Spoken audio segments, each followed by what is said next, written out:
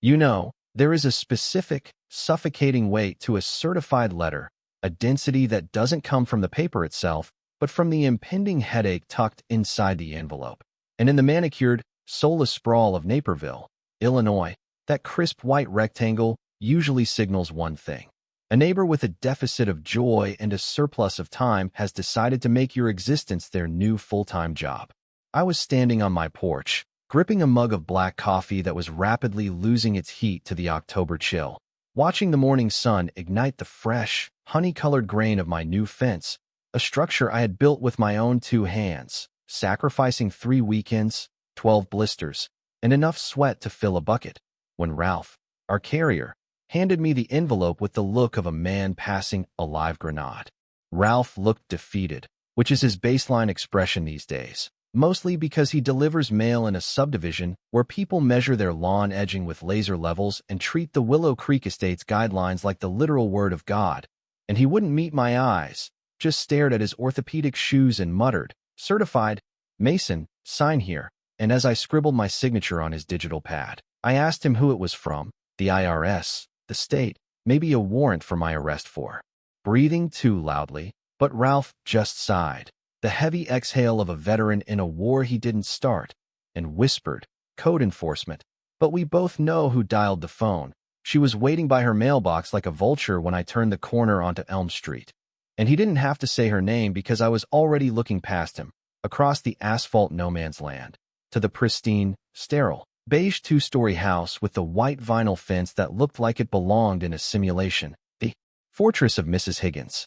I didn't open the letter right away. I just held it, feeling the sharp edges, and looked back at my fence, my beautiful, 6-foot vertical slat cedar masterpiece that smelled of deep forests and hard work, a chaotic natural element in a neighborhood addicted to plastic uniformity. And when I finally ripped the tab, the words hit me like a physical slap. Notice of violation. City of Naperville Municipal Code 12B. Nature of complaint. Non-conforming aesthetic structure, material inconsistency. With neighborhood character, obstruction of streetscape. And the demand was simple and brutal. Remediation or removal within 30 days, or face fines that would make a grown man weep. Material inconsistency, I read aloud, the words tasting like ash, and I looked at Mrs. Higgins's fence again. That soulless wall of petroleum byproducts, that white vinyl monstrosity that never ages, never changes, and screams artificial to the heavens. And she had the audacity, the sheer unmitigated gall, to tell me that my natural wood, the material that humanity has used to shelter itself since we climbed out of the caves, was the inconsistency. I didn't storm over there, because I'm not an amateur and you don't launch a ground assault until you've done your aerial reconnaissance. So I spent the next hour pacing my living room, ranting to my golden retriever, Barnaby, explaining to him that cedar is the George Clooney of building materials because it ages into a distinguished silver gray. While Mrs. Higgins wanted me to surround my life with the same plastic that chokes the oceans, but Barnaby just licked his paw, indifferent to the architectural fascism happening outside. I needed to confirm it.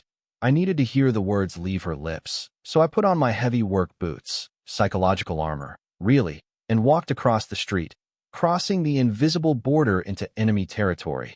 And there she was, Mrs. Higgins, wearing that terrifying pink visor that acts as her war helmet, aggressively sweeping invisible dust from her driveway with a violence that suggested she wished the dust was my face. "Morning, Mrs. Higgins," I called out, and she executed a slow, mechanical pivot, adjusting her visor before flashing a smile that involved strictly her teeth and absolutely none of her face muscles, saying, "Oh, Mason, hello. I didn't expect to see you. I assumed you'd be busy, taking things down." And the way she said it, with that feigned concern that is actually just venom wrapped in sugar, made the blood hammer in my ears. "I got the letter, Mrs. Higgins," I said, keeping my voice level. "The city says my fence is inconsistent. Ralph said you were waiting for the delivery." And her eyes narrowed, the mask slipping just a fraction as she leaned on her broom and said, "Look, Mason, we all want the neighborhood to look its best. Property values in Willow Creek are up. The Andersons just sold for 50 over asking. And that barricade of yours, it looks unfinished. It looks like a corral for livestock. It clashes with the vinyl. It ruins the aesthetic flow of the street. The aesthetic flow, I repeated, fighting the urge to laugh hysterically. We live in a subdivision built in the 90s, Mrs. Higgins. The aesthetic flow is a suburban desperation. And that is cedar. It's rot-resistant. It's natural. But she cut me off, stepping closer, waving a hand dismissively at my hard work. It's ugly, Mason. It's an eyesore. I have to look at it every time I back out of my driveway. So fix it, paint it white, or take it down. I have friends on the zoning board. I play bridge with the mayor's wife. You can't win this. It's illegal, and it's coming down. And with that, she turned her back on me and resumed sweeping, dismissing me like I was a door-to-door salesman peddling bad religion. I walked back to my house, but I wasn't hot with rage anymore. I was cold, that deep, focused, Arctic temperature where the best revenge plans are forged, because she didn't just insult my fence, she insulted my autonomy. She wanted to dictate what she saw. She wanted aesthetic flow. So I decided right then and there that I would give her something to look at, something that would sear itself into her retinas. I took the rest of the day off, drove down to the Naperville City Clerk's office, a building that smells of floor wax and bureaucracy, and waited 45 minutes to speak to a woman named Barbara, who looked like she had been stamping forms since the Reagan administration, and when I demanded to see the actual text of the code, not the summary, she sighed and printed out 10 pages of dense legalese which I took to a corner table and read like it was the Dead Sea Scrolls. And there it was, buried in Section 70, subsection 4D. Fences must be sealed or painted. However, decorative hardware, structural reinforcements, and accessibility features are exempt from color uniformity requirements. And right below that, in the Disability Act addendum, residential properties are permitted to display tactile signage for accessibility purposes without a permit, provided the signage does not create a safety hazard. A slow, wicked grin spread across my face as the plan crystallized in my mind. Mrs. Higgins wanted it painted, the city wanted it finished, but the code said I could have hardware and accessibility accommodations, so I wasn't going to paint "Screw You" in neon orange. No. That would be vulgar and actionable. I needed to be subtle. I needed to be inclusive. I needed Braille. If I used nails, thousands of rusty, texture-rich nails driven into the wood to form Braille characters, they would technically be hardware. And if they spelled out a message, that message would be an accessibility accommodation for the visually impaired who might be wandering past my house, lost and in need of guidance. I drove straight to Old Man Jenkins' salvage yard on the outskirts of town, a place where OSHA regulations go to die and tetanus is just a part of the atmosphere, and told the guy behind the counter, a man whose beard contained at least one bird's nest, that I needed nails, not the shiny ones, but the nasty, rusted, ancient iron spikes that nobody wants. I got a barrel of iron spikes from a barn tear down in '98, he grunted. Rusted to hell, heavy heads, useless for framing, and I told him, perfect, I'll take all of them. 5,000 if you have them. And as I hauled the heavy bucket to my truck, the weight of it felt like justice, felt like ammunition in a war for the soul of the suburbs.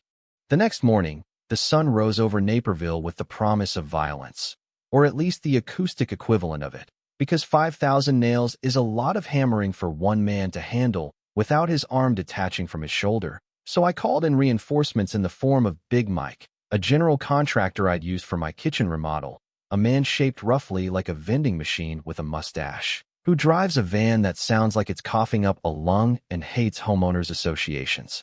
With a spiritual fervor, Big Mike pulled up at 8 a.m. sharp, looked at the bucket of jagged, rusty spikes, then looked at my pristine cedar fence, then back at me, hitching up his tool belt and asking, so, let me get this straight.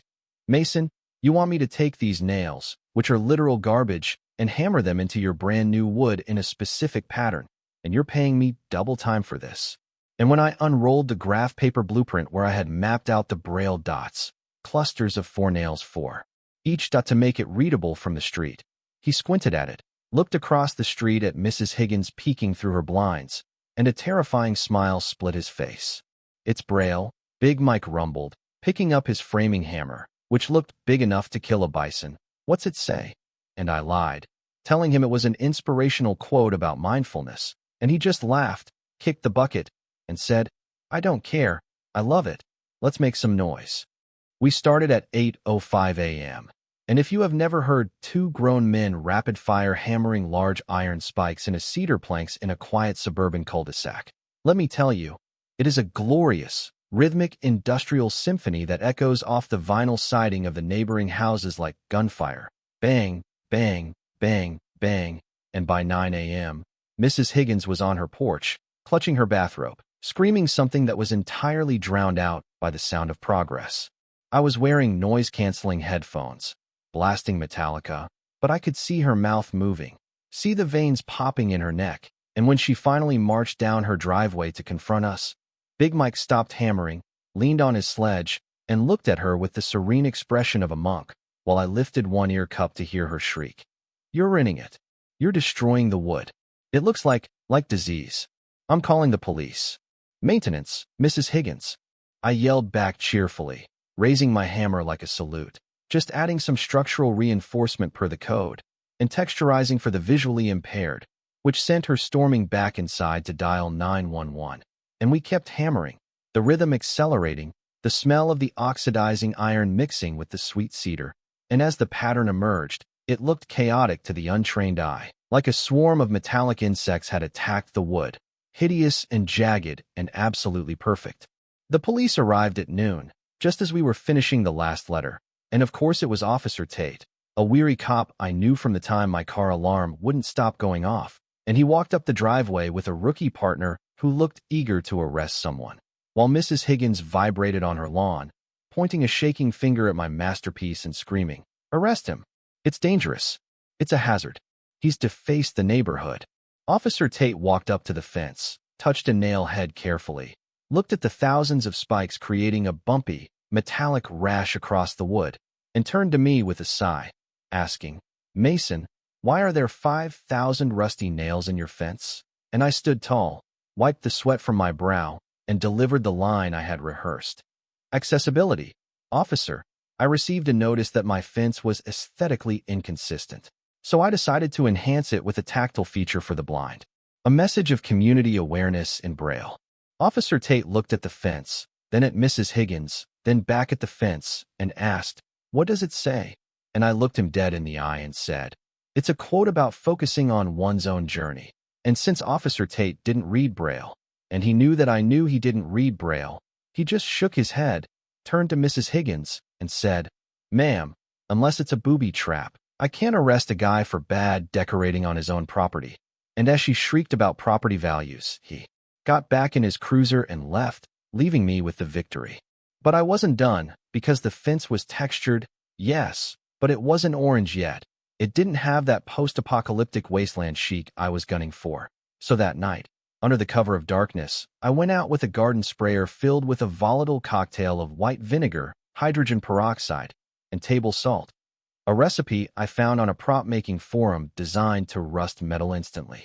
I sprayed the mixture over every single nail head, listening to the faint microscopic fizzing sound as the acid attacked the iron, stripping away the protection and inviting the oxygen to do its dirty work, whispering, "Grow, my pretties," feeling like a petty wizard casting a spell of ugliness, ensuring that by morning, gravity would pull thick, jagged streaks of rust down the face of the honey-colored cedar.